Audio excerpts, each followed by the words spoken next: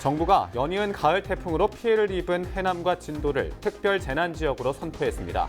하지만 제대로 보상이 이뤄질지는 미지수입니다.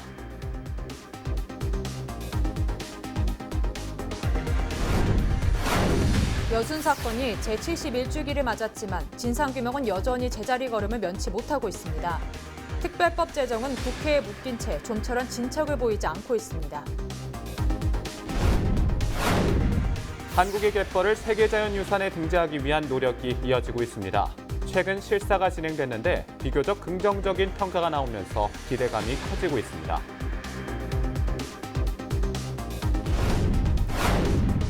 내년부터 전남 지역 고등학생에게 교복이 무상으로 지원됩니다.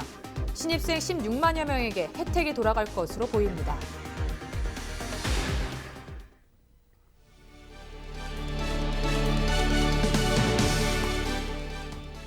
시청자 여러분 안녕하십니까? 헬로티비 뉴스입니다.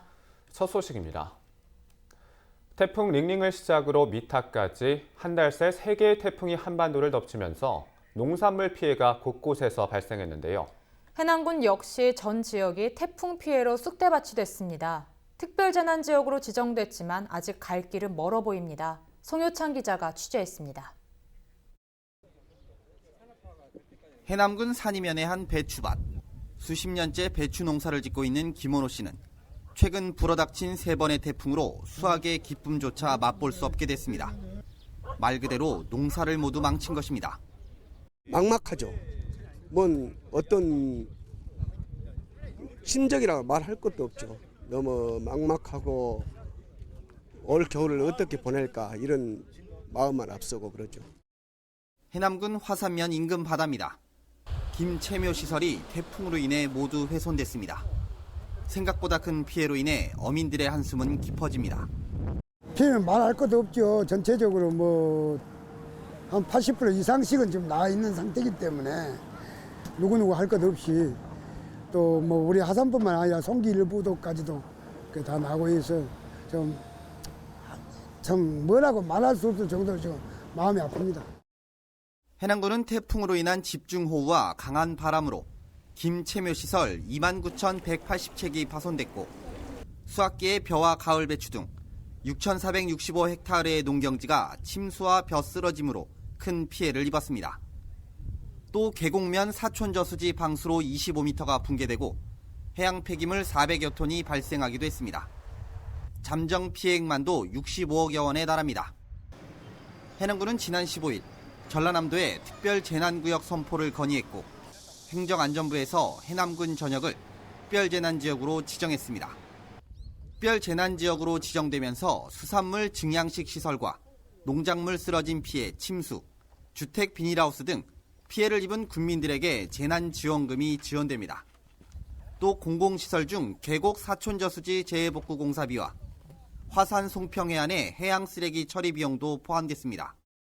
재난지역으로 선포된 것에 대해서는 매우 기쁘게 생각합니다. 앞으로 지방비를 절감하고 국비를 확보해서 우리 농민들에게 조금이나마 위로가 될 수 있도록 하겠다는 말씀 드립니다. 하지만 여전히 숙제는 남아 있습니다. 피해를 입은 농어민들은 내년 준비조차 쉽지 않은 상황. 제대로 된 보상은 어려운 것이 현실입니다. 이에 해남군은 현재 수확기에 접어든 가을 배추 판로 확보에 돌입했습니다. 수도권 주민을 대상으로 수확이 가능한 해남 배추를 이용해 김장을 담는 등 홍보를 진행 중입니다. 이외에도 군 자체 복구 계획을 수립해 본격적인 복구 공사에 돌입한다는 계획입니다. 헬로티비 뉴스 송희창입니다. 여순 사건이 발생한 지 71년이 지났습니다. 손가락질 한 번에 민간인들의 소중한 목숨을 잃어야 했던 안타까운 사건인데요. 지역사회는 여순 사건 특별법 제정에 나서고 있지만 여전히 넘어야 할 산은 남아 있습니다. 여순 사건 특별법 제정 상황을 서경 기자가 취재했습니다. 지난 1948년 10월 19일 여수에 주둔하던 국방경비대 14연대 군인들이 제주 4.3 사건 진압을 위한 출동 명령에 반발하는 과정에서 주민 11,000여 명이 희생당한 여순 사건.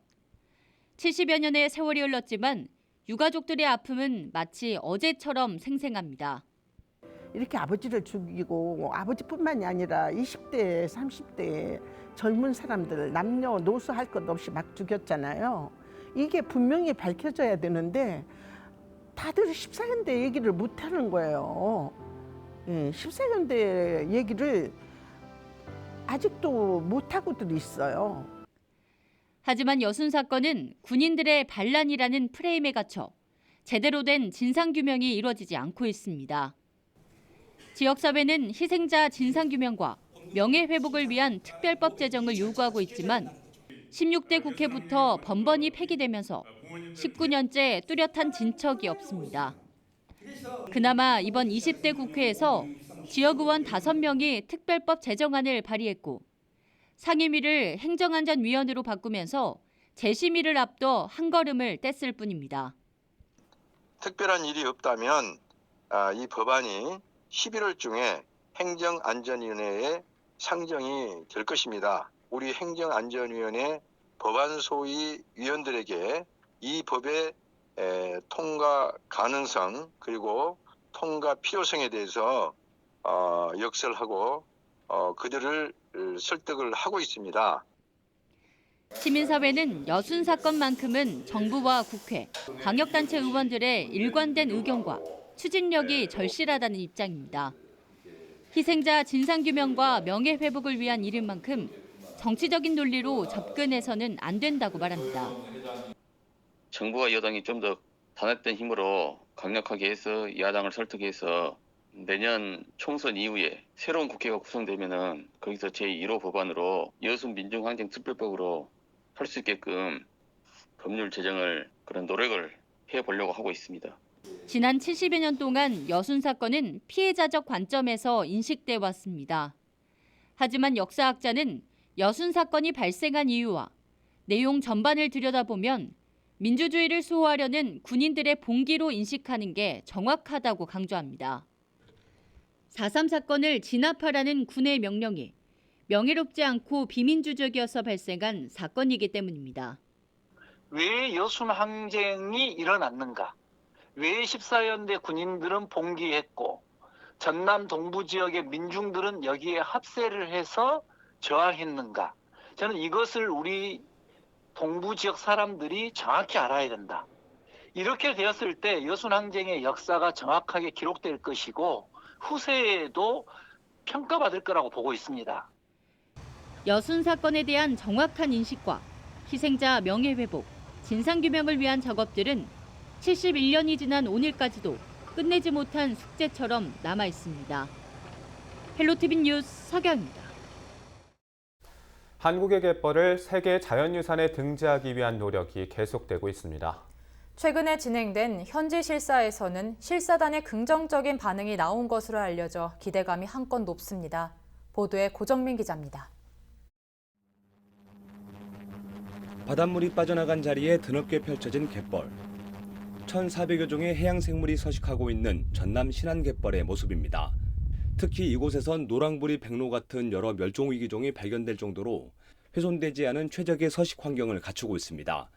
갯벌에서 활동을 한다는 건 그만큼 갯벌이 현재까지도 건강하다는 겁니다. 수천 년 동안 우리 어민들이나 조상들이 현명하게 갯벌을 이용했다는 점에서 높이 평가할 수 있죠. 주로 서남해안에 형성된 우리나라 갯벌의 면적은 12만 9천여 헥타르. 서울 면적의 1.5배에 달할 정도로 광활함을 자랑하고 있습니다. 이런 특징들 때문에 우리나라는 올해도 갯벌을 세계문화유산에 등재하기 위해 다시 한번 도전장을 내밀었습니다. 지난 2010년 세계유산 잠정 목록에 등재된 이후 9년째 맞는 도전입니다. 신청 지역은 전남 신안과 순천, 보성, 전북 고창과 충남 서천 등 서남해안 지자체들이 포함됐습니다. 최근 문화재청의 요청으로 한국을 찾은 세계자연보전연맹 실사단. 비공개로 진행된 실사에선 전남의 갯벌이 긍정적인 평가를 받은 것으로 알려졌습니다. 특히 육지에서 해안가, 바다로 이어지는 생태계가 서로 가깝게 분포했고 갯벌의 모든 형태가 한 곳에 밀집된 점도 우수한 평가를 받았습니다. 풍경상으로 와 하고 멋있다라는 표현을 하기는 쉽지 않아요. 근데 거기에서 심사자가 와 소리 난다. 펄이 있다든가 아니면 펄 갯벌만 있다든가 이런 형태의 유형인데 너희는 어떻게 네 종류의 갯벌이 다 보이니?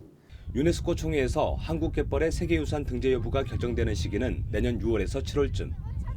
지방정부는 물론 지역 주민들까지도 적극 협력하고 나서면서 한국의 갯벌이 세계유산으로 인정받을 수 있을 거란 기대감이 커지고 있습니다.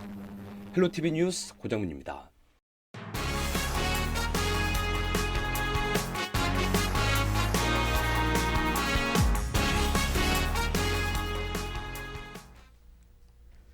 고흥의 한 도로에서 차량과 차량이 정면 충돌하는 사고가 발생했습니다. 고흥소방서는 지난 17일 낮 2시 14분 고흥 포두면 15번 국도에서 승용 차량이 서로 정면 충돌하는 사고가 접수됐다고 밝혔습니다. 구조대원들이 현장을 확인한 결과 차량 전면이 심하게 찌그러진 상태였고 사고 피해자 3명을 차량 밖으로 구조해 병원으로 이송했다고 설명했습니다. 선배의 약혼녀를 성폭행하려다 숨지게 한 혐의로 구속 기소된 30대 남성에게 법원이 무기징역을 선고했습니다. 재판부는 피고의 전과를 알고도 온정을 베푼 피해자들에게 잔혹하고 비정한 범죄를 저지른 죄책이 무겁고 여러 사정을 고려하더라도 개선 의지가 부족해 사회로부터 격리할 필요성이 있다는 양형 이유를 밝혔습니다. 피고인 A씨는 성폭행을 저항하던 B씨가 아파트 6층에서 화단으로 떨어지자 다시 집으로 옮겨 목을 졸라 숨지게 한 것으로 확인됐습니다. 내년부터 전남 지역 고등학교 신입생에게 무상교복이 지원됩니다. 전라남도의회는 18일 본회의를 열고 더불어민주당 소속 이장석 의원이 대표 발의한 학교 교복 지원 조례 일부 개정 조례안을 의결했다고 밝혔습니다. 이에 따라 내년부터 고등학교에 입학하거나 전입하는 1학년 학생들에게는 교복 비용을 지원하게 됩니다.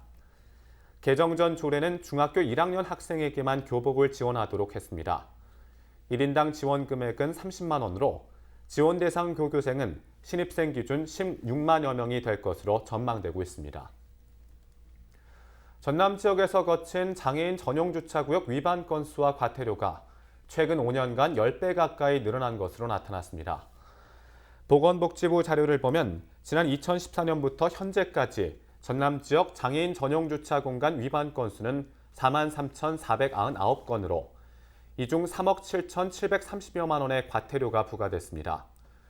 특히 2014년 1,271건, 1,160여만 원에서 5년 새 12,997건, 1억 1,480여만 원으로 각각 10배 이상 증가했습니다. 또한 장애인 주차구역 위반으로 적발당하고도 계속해서 중복 위반을 하는 차량의 수도 큰 폭으로 증가하고 있어 대책 마련이 필요해 보입니다.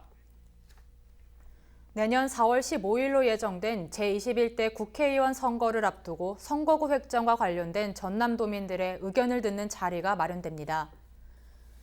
국회의원 선거구 획정위원회는 오는 21일 오후 2시 무안 남학신도시에 있는 전남중소기업진흥원에서 국회의 의석을 가진 정당의 전남도당과 시민단체 관계자 등 7명을 초청해 획정안에 대한 의견을 듣기로 했습니다. 선거구 획정에 관심 있는 지역 주민들은 방청할 수 있습니다. 광양시가 문화도시를 조성하기 위해 다음 달 1일 청년들의 아이디어를 모으는 캠프를 엽니다.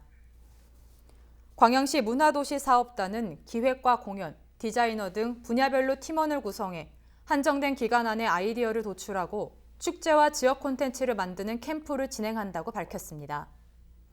이번 캠프의 주제는 문화도시 광양을 위한 모든 프로젝트이며 대한민국 청년이면 누구나 참여할 수 있습니다.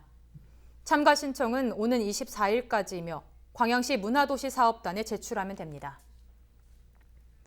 광양 지역 기업들이 4분기 경기 전망을 보다 긍정적으로 평가했습니다. 광양상공회의소가 지역 제조업체 100곳을 대상으로 4분기 기업 경기 전망 지수를 조사한 결과 3분기와 비교해 18.5% 상승한 것으로 조사됐다고 밝혔습니다.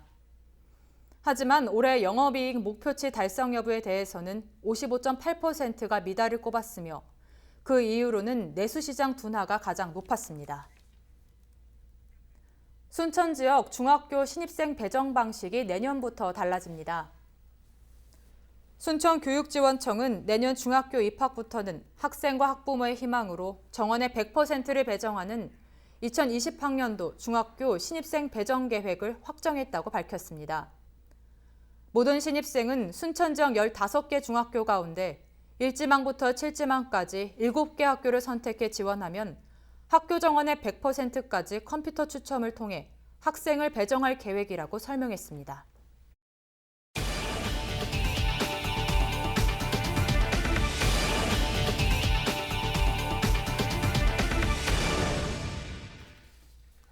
정종순 장흥 군수가 2019 대한민국 행정대상에서 최우수상을 수상했습니다. 정 군수는 그동안 소통 간담회를 통해 135건의 국민 의견을 반영했으며 올해 초에는 1조 2천억 원 규모의 수소연료 전지발전시설 유치에 성공했습니다. 또한 아시안컵 피구대회와 철인 3종 경기 등 전국 단위 스포츠 대회 유치로 인구 유입과 일자리 창출 등의 계기를 마련하는 등 그 공로를 인정받아 기초단체장 최우수상 수상자의 이름을 올렸습니다. 한편 이날 시상식에서 문화관광과 전희석 주무관이 장흥 물축제의 성공적인 개최를 인정받아 최우수 공무원상을 함께 수상했습니다. 과분하게 큰 상을 받았습니다. 앞으로 더욱 풀뿌리 민주주의 정착과 지방자치 행정을 잘 꾸려나가라는 격려로 받아들이겠습니다. 영화 1987의 촬영지로 알려진 목포 서산동의 연인의 슈퍼 일원에서 골목길 행사가 열립니다. 목포문화재단은 19일부터 이틀 동안 서산동 연인의 슈퍼와 시와골목, 보리마당을 거점으로 전시회와 버스킹 공연을 선보이고 먹거리 체험마당도 운영합니다. 바다마당 일원에서는 학생들이 참여하는 그림 그리기와 글짓기 대회도 진행됩니다. 네덜란드에서 열린 세계 튤립 대표자 회의에서 신안 튤립 축제가 상을 받았습니다.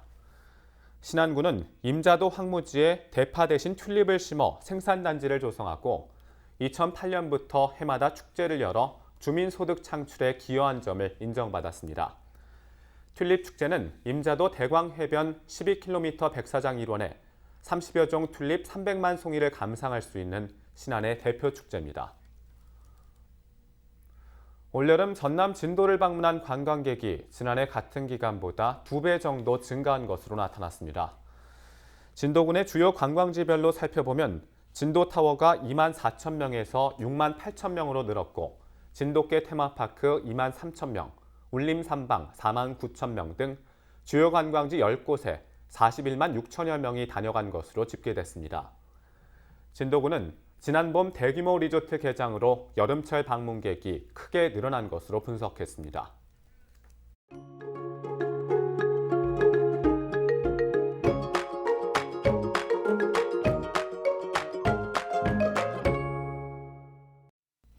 주말 동안에는 선선한 가을 날씨가 이어지면서 야외 활동하기에 아주 좋은 날이 이어지겠는데요.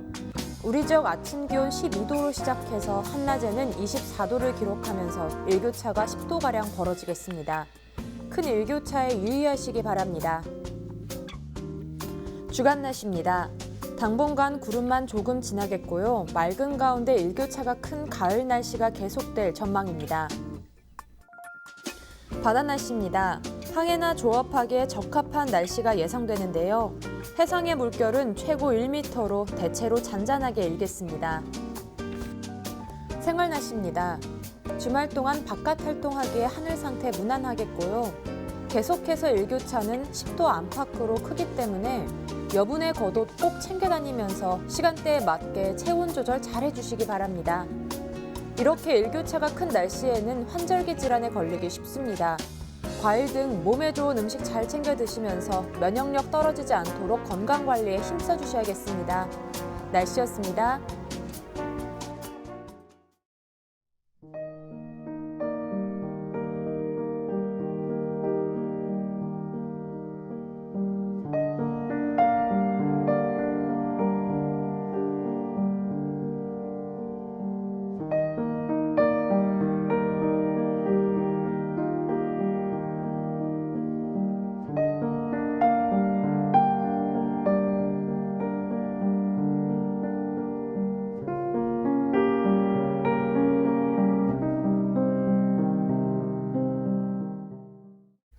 이상으로 헬로티비 뉴스를 마칩니다. 저희는 언제나 지역 주민 여러분 곁에 있겠습니다. 고맙습니다.